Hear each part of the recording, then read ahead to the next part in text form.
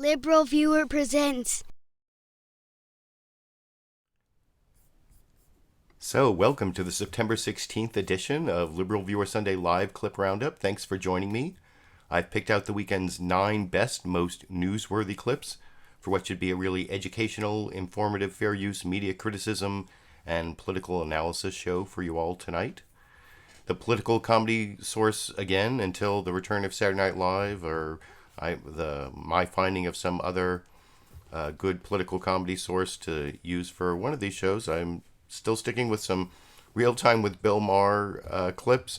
A couple jokes from the monologue, one of which I thought was funny. And then there was kind of a funny joke involved in Bill Maher talking about Brett Kavanaugh, the nominee to be the Supreme Court Justice from Donald Trump, who seems to have gotten into some trouble over the last several days.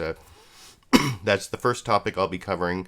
Kavanaugh in trouble, and then I'll also be talking about Trump in trouble, a few clips about Paul Manafort, his campaign manager, flipping, entering into a plea agreement and cooperating. So those are the two main topics. You can look down in the video description. I have them listed there, and if you're watching for a recorded show, then I'll put time indexes so you can switch between the topics. I also have my clip list of my 9 clips and 1 still image. I'll be using a little more than half on the Supreme Court, then the rest on the Trump in trouble because of the Paul Manafort flip. I have a Bill Maher clip to begin each topic, and like I said, I'm going to start with the Kavanaugh topic, and I will start with the clip of Bill Maher, not from the monologue, but from his panel discussion where he introduced and finished up the whole anonymous. This was back, of course, when the accuser against Brett Kavanaugh about sexual misconduct at a high school party when Brett Kavanaugh was drunk, and this is back in the 1980s. Bill Maher, predictably, if you've been watching Bill Maher, was not very sympathetic to the alleged victim, though this is back when she was anonymous, claiming the whole thing actually made us, I guess liberals in this situation, look bad, which I don't quite understand, but I will discuss with you after we watch that 1-minute clip together over here. What do you think about this Brett Kavanaugh thing where suddenly, right before he's going to get the vote, and he's an ultimate suck-up and dick, Brett Kavanaugh. Well, he is. And he's only there because he's going to, vote with pardoning Trump, basically, and letting him off the hook. Okay. But now they're coming at him with this accusation from someone anonymous that he was at a party, which I find hard to believe. In high school. And drunk. Drunk. Okay. Allegedly. Well, which I find hard to believe. Doesn't excuse it. But sexual assault in high school from an anonymous source, I think it makes us look bad. It's not going to stop him. He'll get in. It's sad, but he will get in. Yes, he will get in. But I mean, is this something that... We need all to pray for Ruth Bader Ginsburg. Yeah, okay. And that was Richard Clarke briefly in that clip with Bill Maher. I actually saw Richard Clarke live way back in 2006, 2007. He came to an ACLU conference, and I saw him speak live. But most of that was Bill Maher being very unsympathetic to this anonymous alleged victim. Now, I put the whole Washington Post story where she gave her name and gave the details. That's also a link down in the video description. And I think that I don't know exactly what's going to happen, but I've already seen that it's changed the debate somewhat. Republican Senator Jeff Flake, I saw, said that he didn't want to vote on Kavanaugh until they heard from this person. Let me see. I just saw this during the day. Christine Ford, that's her name. I don't know if she's going to testify to the committee or, what it reminds me of actually is I watched the Clarence Thomas hearings on C-SPAN. I was actually unemployed at that time. So I was actually one of the few people who watched the Clarence Thomas hearings, the first round, I don't know if people remember that, but he actually testified kind of like Brett Kavanaugh did about his views on Roe v. Wade and all that stuff for a first round. And then the Anita Hill stuff kind of broke in sort of a similar way, where she was a reluctant witness brought forward. I don't know if that's what's going to happen in this case. And then there was the whole second round of questioning having to do with the sexual harassment allegation. I actually thought that Clarence Thomas lied in the first round of questioning. That's why I found him, I didn't find him credible when they brought Anita Hill in. And they didn't bring in all the other, there were like supposedly 3 other women they could have brought in.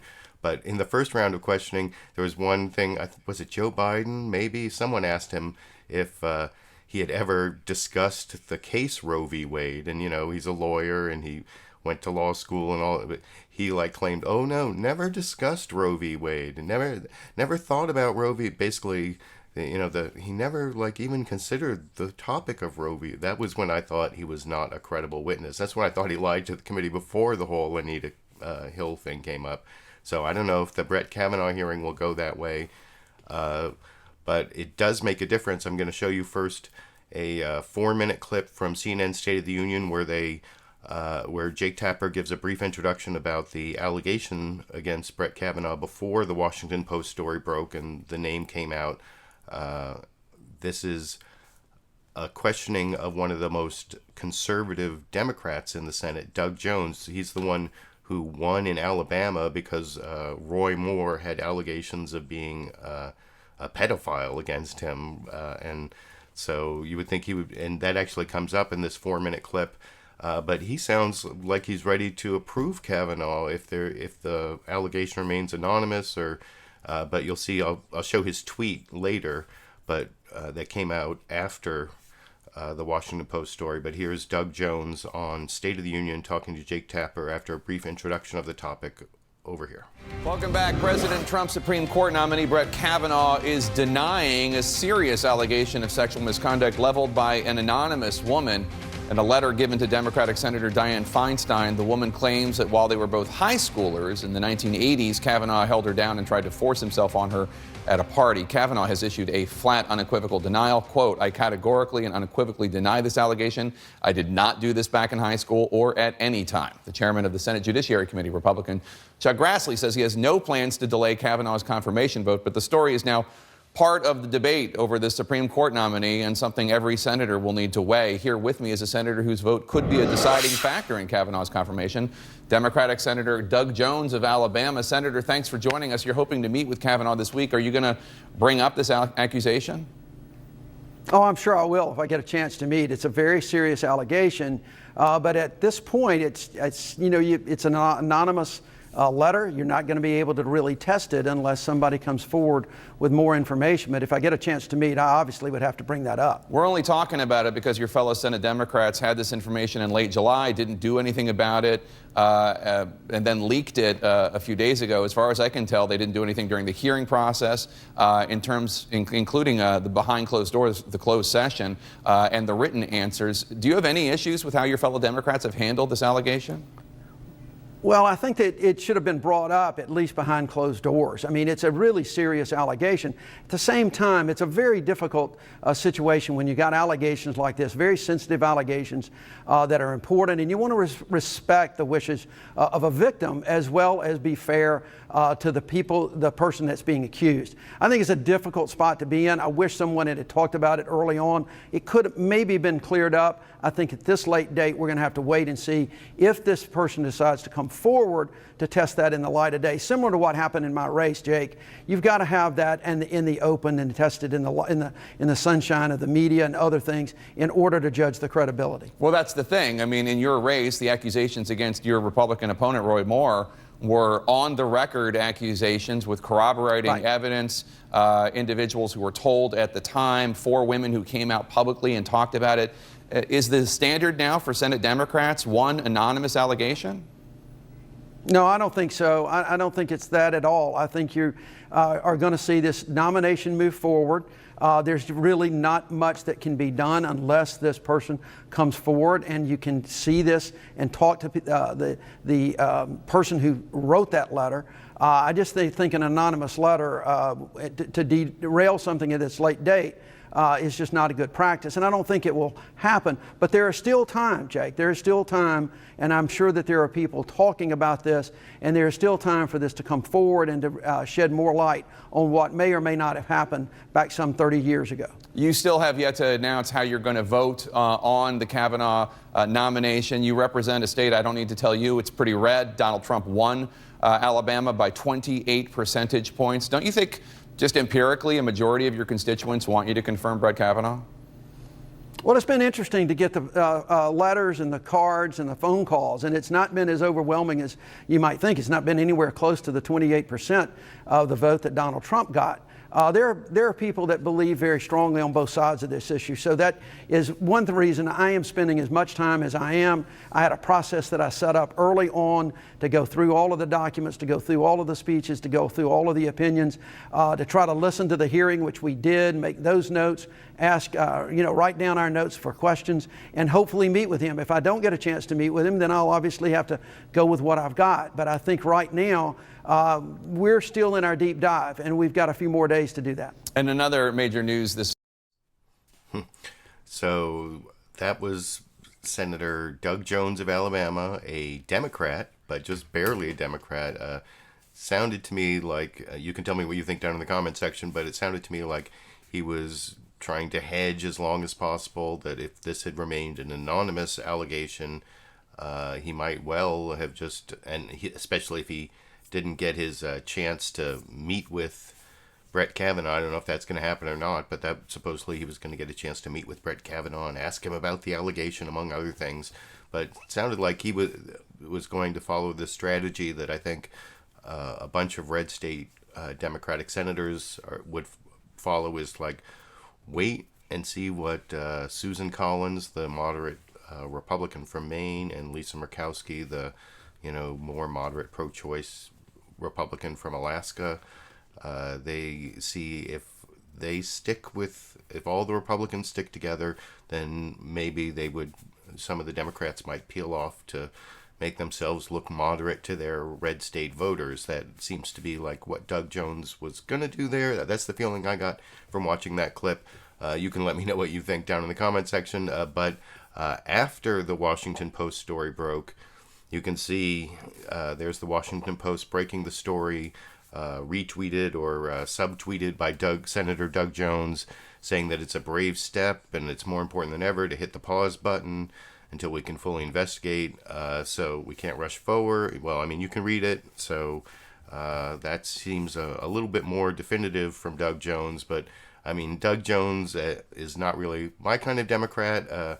I wouldn't call myself a democratic socialist. I've talked about why I have problems with that term and why I don't even think it means what that socialism doesn't mean what they think it means. And I've got some backlash in the comment section from people who, don't really seem to know what socialism means. So I don't want to go into all that, but I talk about all that because I'm going to show you a clip that I actually agree with a lot more from a Democrat who calls herself a democratic socialist. This is Alexandria Ocasio-Cortez, and she is basically a shoo-in to be a member of Congress from New York because she's running in a heavily Democratic district. She knocked off politically the incumbent who was like fourth in line to be, and possibly was going to be Speaker of the House after Nancy Pelosi. Anyway, this is Alexandria Ocasio-Cortez talking to Jake Tapper about this same issue, and I think making a much more vigorous case against why we don't want Judge Kavanaugh to be Judge Kavanaugh from the D.C. Circuit to be Justice Kavanaugh on the Supreme Court. And by the way, after I show this clip and the next two Kavanaugh clips, I will talk a little bit more about how I actually went to college with Brett Kavanaugh and even lived in the same freshman dorm, Lawrence Hall on Old Campus, the Yale Old Campus. That's where I went to college, and we were in the same residential college, so we lived in the same hall on well, anyway, I'll talk about that at the end, although not... spoiler alert, I have no specific memories of Brett Kavanaugh other than him looking kind of familiar. So I couldn't make some allegation of something he did in high school or in college, like this high school allegation that's come out. But anyway, I digress. Here is Alexandria Ocasio-Cortez talking about the Brett Kavanaugh allegations and more about Brett Kavanaugh over here. Back and maybe we can go over that, but I do want to ask you about some breaking news here because you've been a major supporter of the Me Too movement. You have also expressed the need for caution in the past. You said, quote, "We also need to make sure that due process is held." There's this new accusation this week from an anonymous woman about Supreme Court nominee Brett Kavanaugh from an incident more than 35 years ago. It was leaked to the press by Democrats. Do you think Brett Kavanaugh deserves the benefit of the doubt here? I think that I believe, well, first of all, Brett Kavanaugh should not be confirmed to the Supreme Court under any circumstances, whether regardless and independent. Right. But what of about this this? What about this accusation. case? On this case with this anonymous accusation? Well, I certainly think that one of the aspects of due process is that we have to hear these things out, and he should certainly not be confirmed before this is explored. So you think that, do you think an anonymous accusation is enough? What if the woman decides that she does not want to come forward?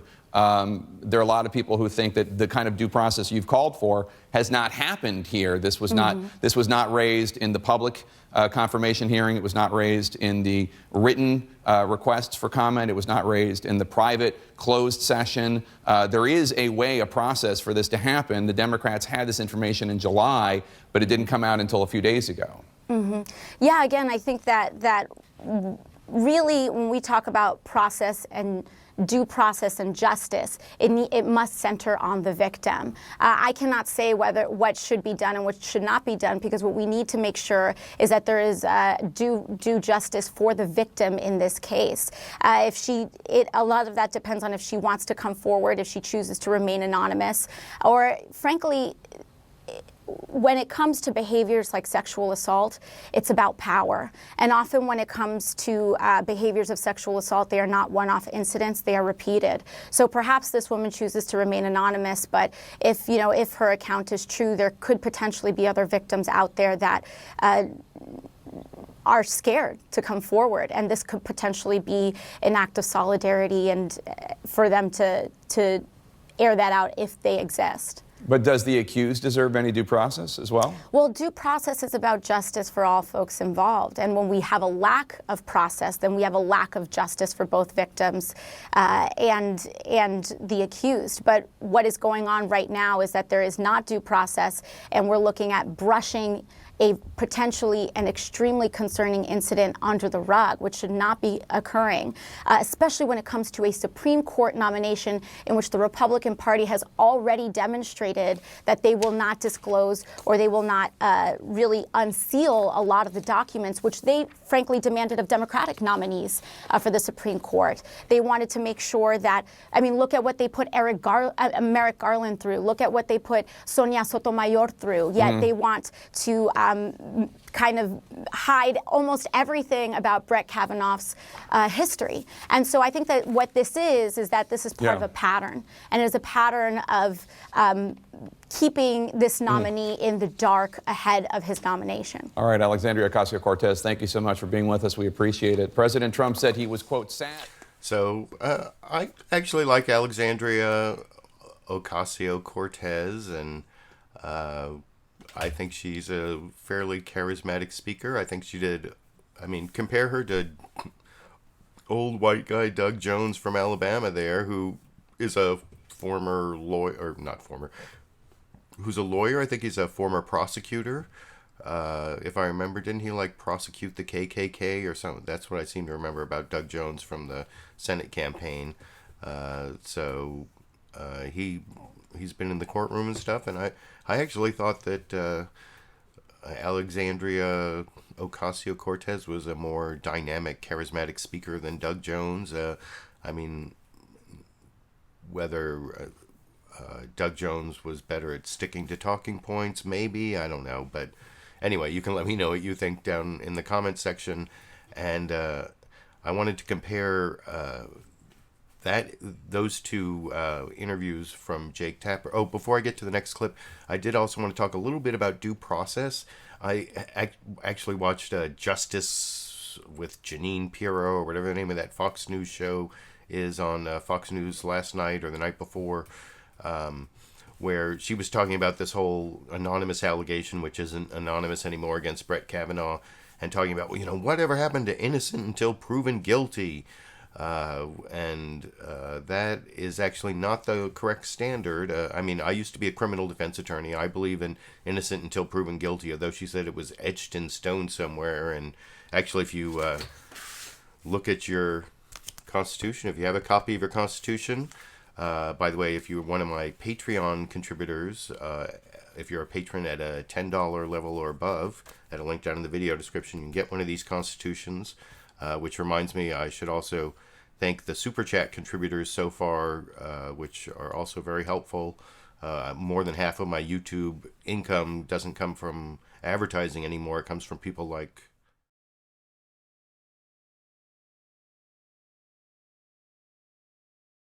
Thank you to my first 4 Super Chat contributors. I don't know what's wrong with the red shirt, but if you look in the Constitution, you will not find the words innocent until proven guilty. They're actually part of due process, but it's part of criminal due process. Innocent until proven guilty really shouldn't be the standard for whether you get a lifetime appointment to the Supreme Court. That doesn't mean that any accusation should be believed, but... based on this Washington Post article that I put a link down to in the video description, there seems to be, some credibility to these allegations, and that's just based on the reporter. If this person's going to come out and testify, I think that they certainly deserve a chance, and whether you think this, I think differently than Bill Maher in the clip I showed at the beginning as to whether this type of allegation should be disqualifying. I didn't want Brett Kavanaugh on the Supreme Court anyway, but anyway, I wanted to say that about due process before I got to these next 2 clips, which I think are much more biased in favor of Brett Kavanaugh than the Jake Tapper clips I showed. One is from Fox News Sunday, the other's from CBS's Face the Nation. Actually, John Dickerson came back to guest host this week, while Margaret Brennan, I guess until November, is on maternity leave. They said that is a different part. I'm going to criticize both these clips for different reasons. First, the Fox News Sunday clip, it's the guest. Well, Chris Wallace certainly doesn't follow up in any meaningful way, and he lets this Republican Senator John Kennedy get away with all this colorful language, as he calls it, later in the interview in a clip I'm not going to show, talking about it being the Kavanaugh confirmation hearings being an intergalactic freak show, and I think he's referring to those pink pussy hats that from the Women's March as genitalia headgear. I'm sorry, I guess I spoiled some of his best lines, but this is so easy to caricature if the Republican Party wants to go in the Republican Senator John Kennedy direction, as I will discuss with you after we watch this 4-minute, 42-second clip together from Fox News Sunday this morning. And it starts with just a brief... Oh no, there isn't really much of an introduction. I guess Chris Wallace gives a brief introduction as to the accusation against Brett Kavanaugh, talking to Senator John Kennedy, not John F. Kennedy, the Democrat. This is John Kennedy, the Southern Republican over here. The Senate Judiciary Committee is scheduled to vote this week to send the nomination to the Supreme Court of Judge Brett Kavanaugh to the Senate floor.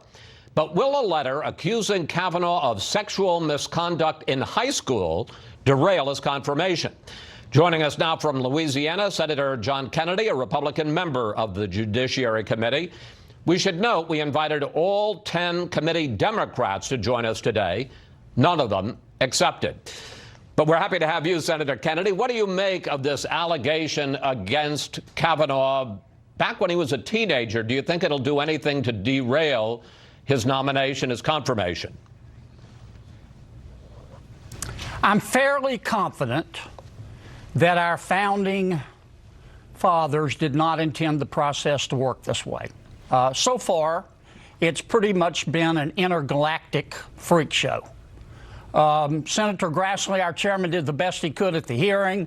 Senators kept interrupting him. They ignored the rules. We had over 240 protesters who stood up screaming. The only thing missing, I think, was the genitalia-shaped headgear.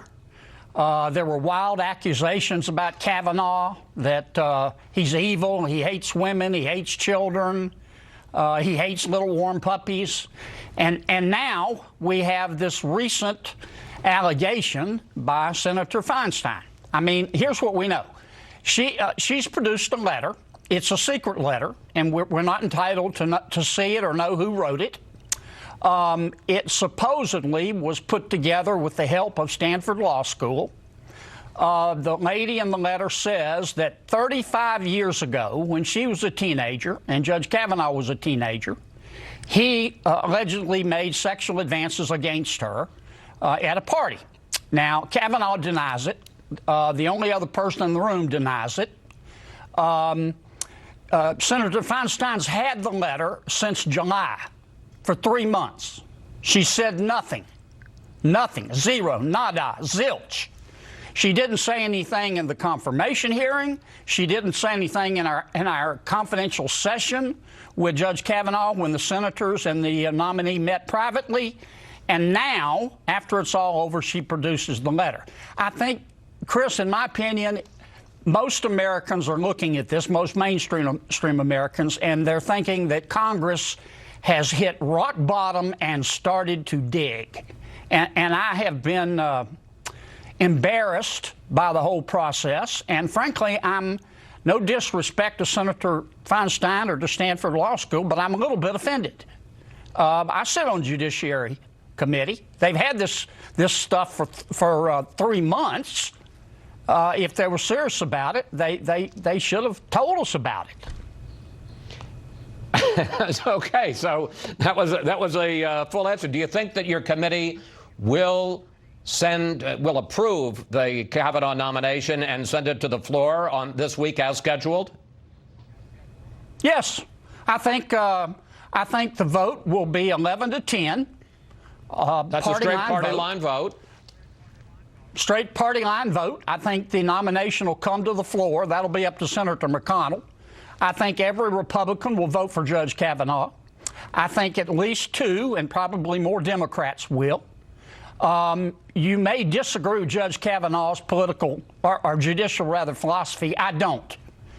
Kavanaugh believes that the role of a judge is to interpret the law, not make the law, and I agree with that.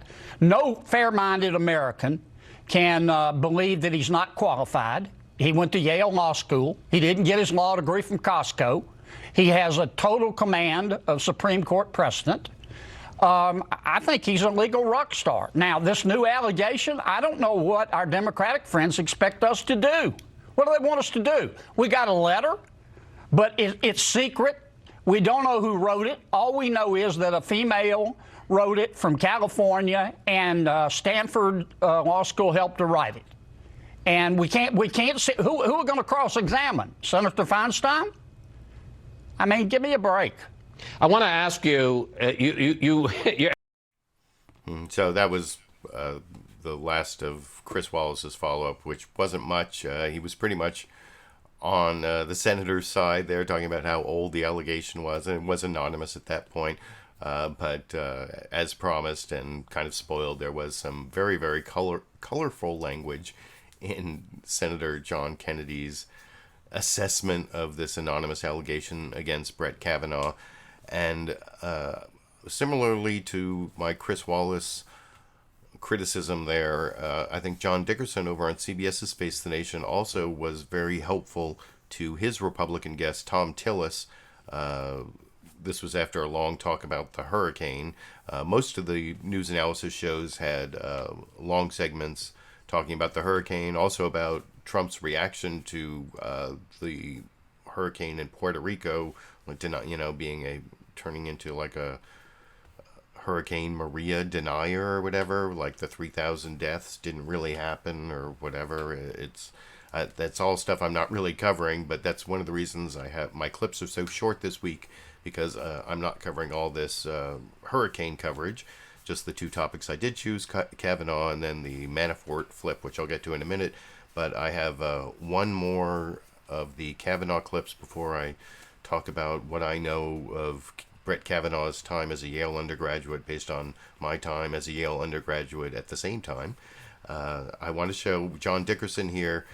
This is just 2 minutes talking to Tom Tillis, Republican senator, after talking to him about the hurricane hitting his state for a while. And then you'll see Tom Tillis say some of the same things you heard from the Republican Senator John Kennedy in that last clip.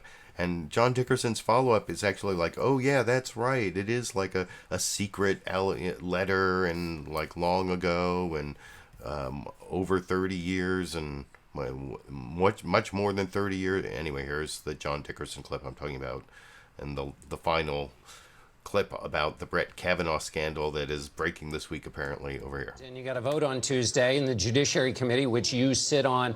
There's been some information about sexual misconduct allegations against Brett Kavanaugh, the president's nominee.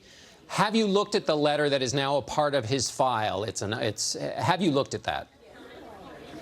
I haven't seen the letter. As a matter of fact, I believe that the member that first received the letter was as late as July. And quite honestly, I'm shocked that the matter didn't come up in the nearly 32 hours of testimony that Judge Kavanaugh was before us in the open session, or the nearly hour and a half session that we had in a closed session. That information never came up. So when we get back to Washington this week, we'll take a look at it. But it really raises a question in my mind about if this was material to the confirmation process, why on earth over the past 4 to 6 weeks hasn't it been discussed among the committee members? That's right. And we should make quite clear, this is something he's denied categorically. This is something that allegedly happened much more than 30 years ago. But now that it is in the mix, is your feeling that this is a ploy of some kind, or that this is, while it is so long ago, sufficiently important to look seriously and put into your calculation and others as they make their vote? Well, I've spent most of my time focused on Hurricane Florence, but the questions that we will ask and seek answers to next week are, why sit on it for weeks? We understand that the person who wrote the letter is not willing to come forward. So we have a confidential witness not willing to sit down, at least in a closed setting. That's problematic to me. And as you said, Judge Kavanaugh has categorically denied the allegations, and I put some weight on that. Very quickly, Senator, you think he'll be confirmed by the Senate? Oh, I do. I think that we'll move forward to report them out of committee and confirm them before October. Senator Tillis, thanks so much for being with us. And we'll be back in 1 minute with a look at the...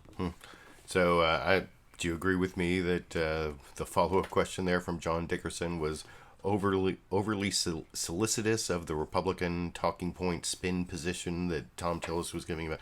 Well, maybe it's a little more clear now that the person has come out, Christine Ford, I guess her name is, and I don't know whether she's willing to testify, but that'll be the developments this week that we'll watch together, and who knows, maybe I'll even have some reason to put together a live stream. I had been talking about making this Supreme Court video about turning the court up to 11, but if the Kavanaugh nomination goes down in flames, there may not be time to confirm a nominee before the election, and then, wow, it might actually, well, the chances of the Democrats taking the Senate are still like 1 in 3, which is the only way they can block a Supreme Court nomination. But I also promised, after showing that last clip on Brett Kavanaugh, that I would talk about what I know about him from his time as a Yale undergraduate. I talked about how,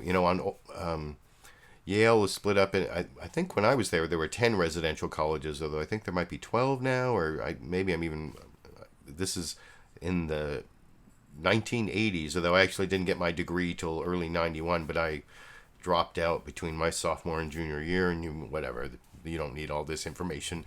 But for the first couple years, I was part of the same class at Yale that Brett Kavanaugh was, and we're split up into these 10 residential colleges. Ezra Stiles College was my college, and that was also Brett Kavanaugh's college. So I was talking about how all of the residential colleges, that the freshmen don't live in the residential colleges. They live on old campus in these halls that are really old campus. Actually goes back to the 18th century. There's like a picture of Nathan Hale there. You know, I regret that I have but one life to give for my country. That guy, that's where he went to Yale, and that used to be like the original Yale campus. Anyway, so when I was there back in the fall of, well, let's just say sometime in the mid-'80s, though I guess it's in Brett Kavanaugh's resume, we all the Ezra Stiles freshmen lived in Lawrence Hall, which is like 4 different entryways in this really old building from the 18th century. I don't remember which entryway he was in. I don't really have a specific memory of him other than he looks kind of familiar. My roommate was very Catholic. My roommate is actually now a Catholic priest. My freshman roommate is now a Catholic priest in New Jersey. And I seem to have a vague memory of him knowing Brett Kavanaugh, but I'm not sure about that. The one thing I read about Brett Kavanaugh that may be relevant and that I have some insight on because of this new allegation is I read he joined this Yale fraternity, Delta Kappa Epsilon. They call them the Deeks, the DKE. And, you know, at that time, all the fraternities had been kicked off of the Yale campus, and they were just like starting to creep back, and DKE was the first one.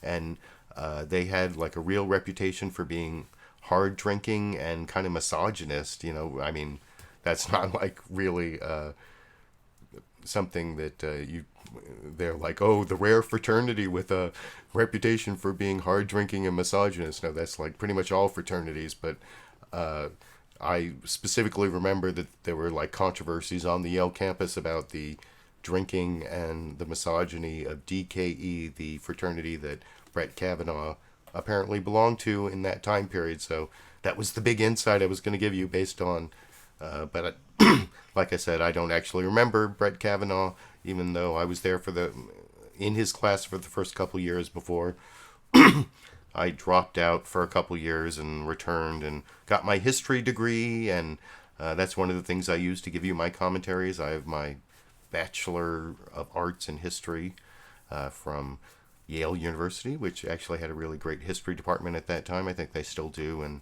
then I have my law degree. I use that to talk about some of the legal issues. And actually now I'm going to move on to sort of a legal issue set of clips. There are 3 clips here on Trump's troubles and the Manafort flip.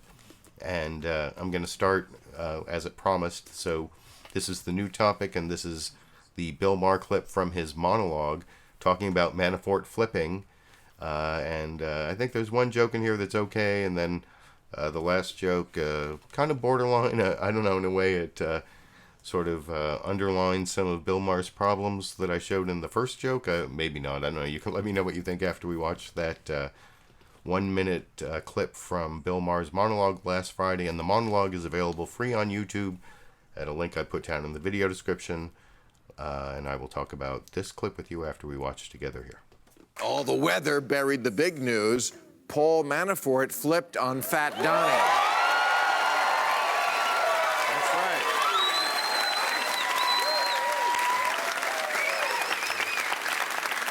That's right. Fat Donnie got flipped on by his former consigliere, the campaign manager, Paul Manafort. He is now cooperating with the Mueller team as part of a plea deal. And Mueller has gotten plea deals now from Manafort and Flynn and Gates and Papadopoulos and Pecker, the National Enquirer dude, Weisselberg, Trump's longtime lawyer, Michael Cohen. I don't want to say Mueller is getting cocky, but he showed up in court today wearing an ostrich jacket. I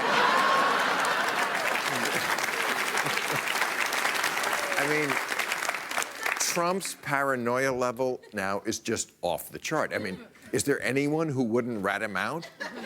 Today, when he was groping Ivanka, it was just to see if she was wearing a wire. All right. So, like I said before I showed the clip, the ostrich jacket joke, okay.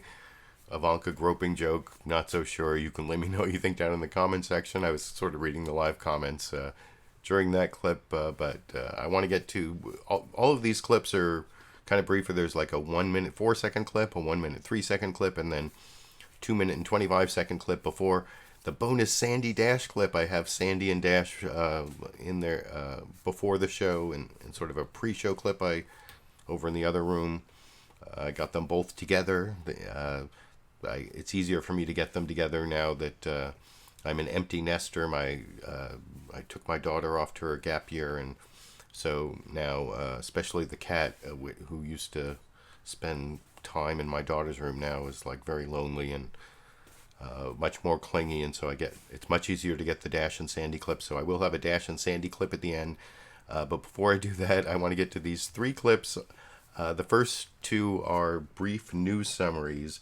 Like I said, all of the news analysis shows on the big 5 corporate outlets of ABC, NBC, CBS, CNN, and Fox News, the so-called corporate media here in the United States.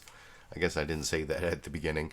Well, all of them concentrated on the hurricane, which, I don't know, there's kind of a line between news and weather, especially weather that the U.S. media tends to focus on certain weather events, and like there was this huge weather thing in the Philippines and China, which is actually much more devastating than what's going on in North and South Carolina, but much less coverage because, those are not Americans and it's farther away, and I guess that's kind of human nature, but most of the time these kinds of stories don't get the hurricane story doesn't have long historical significance or political significance, which is what I'm covering, although Brock Long was on a couple of the shows and tried to if you look down in the video description, you can get clips to Brock Long making his comment. I don't know, Brock Long, that name sticks in my...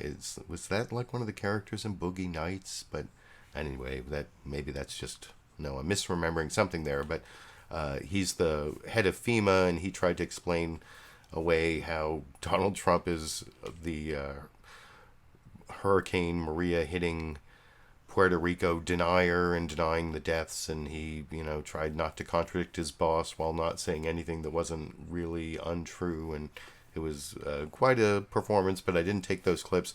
I do have 2 news summaries for you, though, about the Manafort flip. First, from ABC's This Week with George Stephanopoulos, guest host Jonathan Karl does about a 1-minute summary that I will contrast with the NBC summary right afterwards from Chuck Todd. Here's Jonathan Karl on ABC's This Week This Morning over here. He's agreeing to cooperate, and do you expect that he will do so fully and thoroughly? We do. Thank you. That was ABC's Pierre Thomas talking with Paul Manafort's attorney, Kevin Downing, on Friday after the former Trump campaign chairman pleaded guilty to lesser charges of conspiracy in exchange for cooperating with special counsel Robert Mueller's investigation.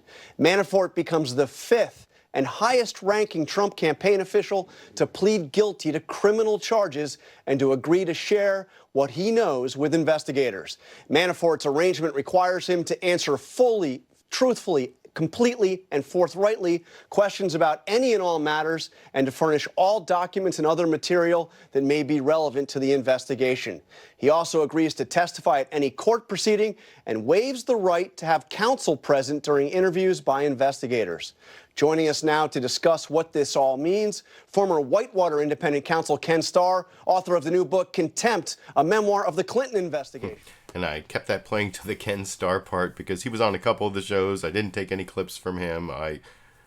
What a hypocrite. I don't even want to give him any airtime. But if you want to, like I said, down in the video description, I have links to the source of all my clips, including the Big 5 corporate outlet shows.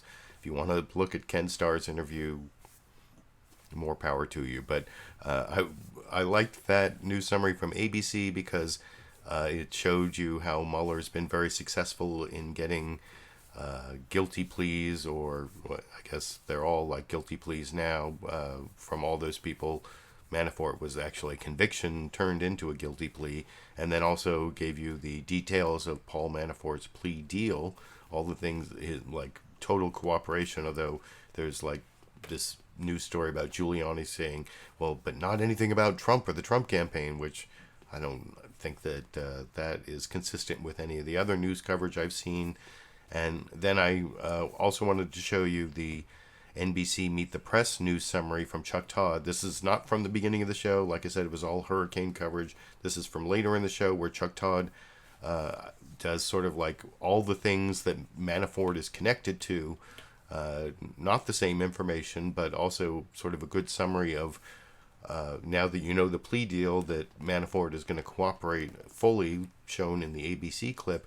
Now the NBC clip is going to show you all the connections that Manafort has, where he may give good information that goes up the chain to, I mean, who's up the chain? It's like Jared Kushner, Donald Trump Jr., and Donald Trump, and maybe some Russians like Oleg Deripaska, who is one of the connections in the 1 minute 3 second clip from NBC's Meet the Press over here. Welcome back. Paul Manafort's guilty plea and agreement to cooperate with Robert Mueller gives the special counsel a witness of potentially enormous value. Manafort has countless connections that Mueller can probe. For instance, he can ask about the infamous Trump Tower meeting with a Russian lawyer who said she had dirt on Hillary Clinton. Why? Manafort was in the room where it happened. Then there's Russian oligarch Oleg Deripaska, who's very close to Vladimir Putin and to whom Manafort apparently offered private briefings once he joined the Trump campaign.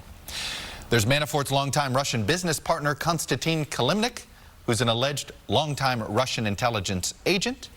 And under Manafort's leadership, there's the Trump campaign's mysterious gutting of a Republican platform amendment to send lethal weapons to Ukrainians fighting Russian forces. And of course, there's Manafort's first business partner in politics, Roger Stone, who appears to have talked to WikiLeaks about hacked emails. So a lot of dots, and maybe Manafort connects a bunch of them. Joining me now is the top Democrat on the House Intelligence Committee, Adam Schiff of California.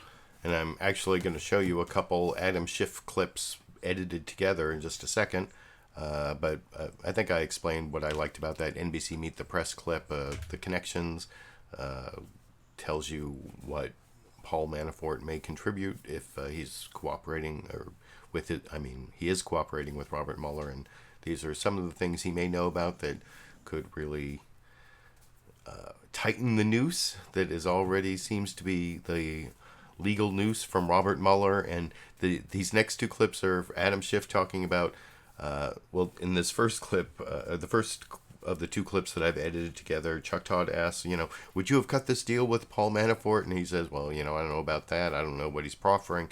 But then he gives this gratuitous endorsement of Robert Mueller, but if Robert Mueller puts his sights on you, the message is, you dead. You're dead.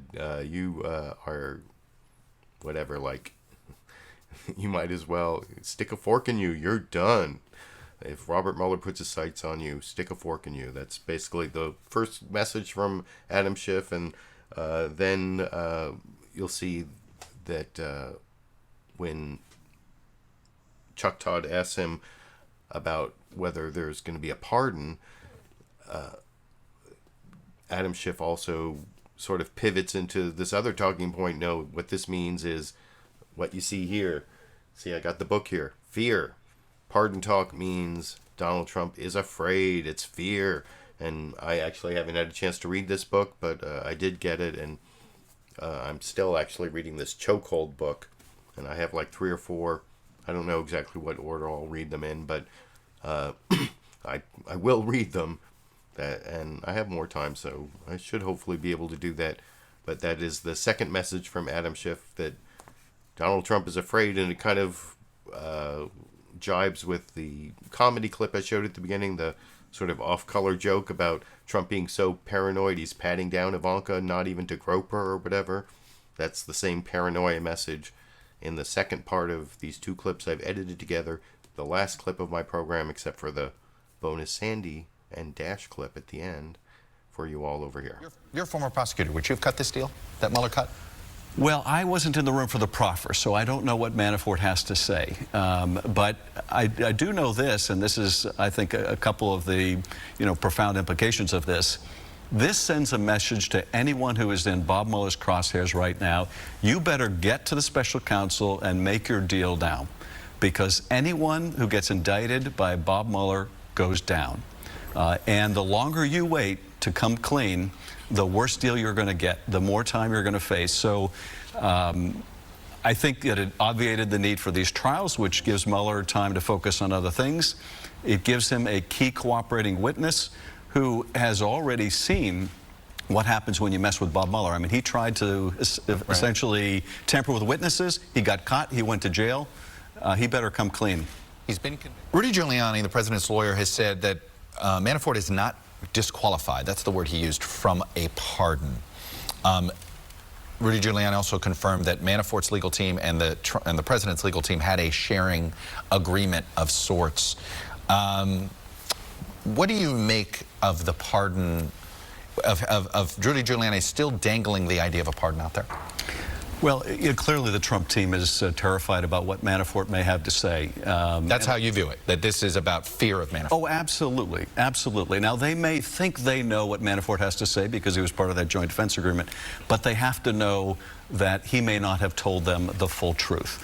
And so they're terrified of what he has to say. Now, I'm surprised, I think, like you are, that we are where we are, that Manafort is cooperating. You didn't expect him to play? I thought he would hold out for pardon, but two things I think changed his mind. The first is you've got the state prosecutions hanging out there, and one of the brilliant things of the Mueller team is getting Manafort to admit to all of these crimes, both state and federal crimes. So even if he got pardoned by the federal government, by Donald Trump, he gets prosecuted by numerous states potentially. He goes away for a long time anyway.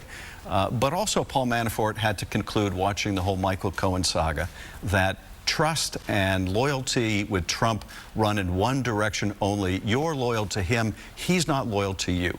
And so I think that final question sealed for the you. deal. Now, first of all, I have to ask, wouldn't it be great if Representative Adam Schiff was the chair of the House Intelligence Committee rather than the ranking Democrat? That could happen. If people go out and vote and the Democrats take over the House, which seems more than likely. I talked about the Senate being 1 in 3, but it's actually more than 50-50. Democrats are going to take the House, and that dude, Representative Adam Schiff, will be the chair of the House Intelligence Committee. And that is so much better than Devin Nunes, who is actually from California, and I'm hoping might even lose his race. It's, you know, an outside, that would be a real blue wave if Devin Nunes lost. But I've been seeing all these commercials for his opponent. Anyway, I didn't want to go off into that tangent. But the other thing about, I talked about that clip mostly before I showed it.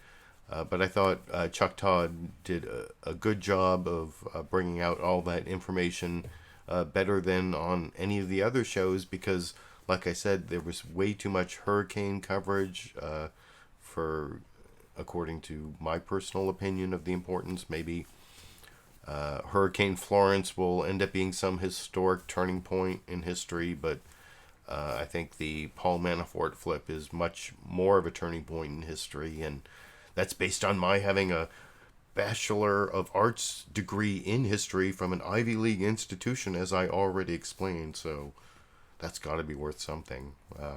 At least it's worth all the Super Chat contributions I saw. I got some more along the way. I should thank those people. Here you go.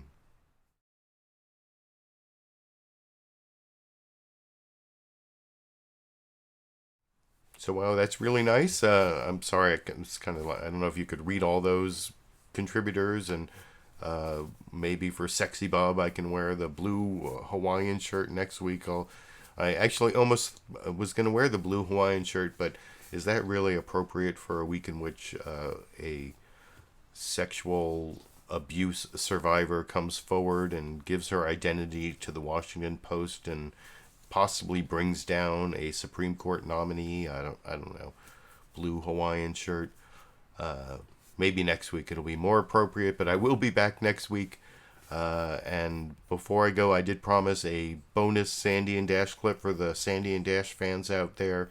This is 2 Sandy and Dash clips that I edited together from a few hours ago before I got them out of bed. Sandy, of course, is lying down right over there.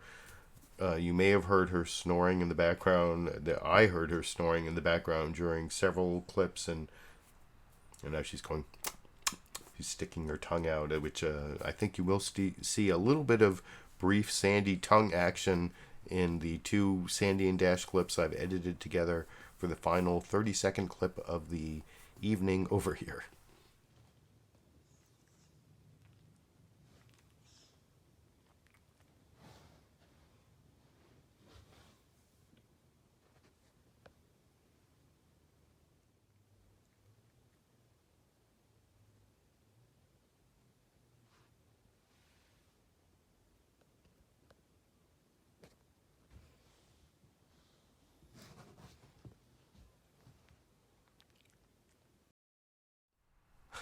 So there you go, Sandy and Dash in 2 different clips edited together from 2 different angles.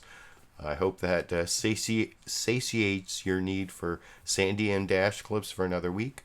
And I possibly will have some reason or time to put together a edited, produced video this week, although I'm actually on call for jury duty of all things, so we'll see what happens with that. Anyway, I don't know if I'll have an edited, produced video this week, but I should have more of those coming up in the weeks to come, and I will definitely be back next week and every Sunday for the foreseeable future to pick out, spend 8 to 10 hours every Sunday picking out the best, most newsworthy clips for my viewers and giving you my political analysis and media criticism. I hope you enjoyed it, and I enjoyed sharing it with you. And until next week, I guess I will be seeing all of you around the internet.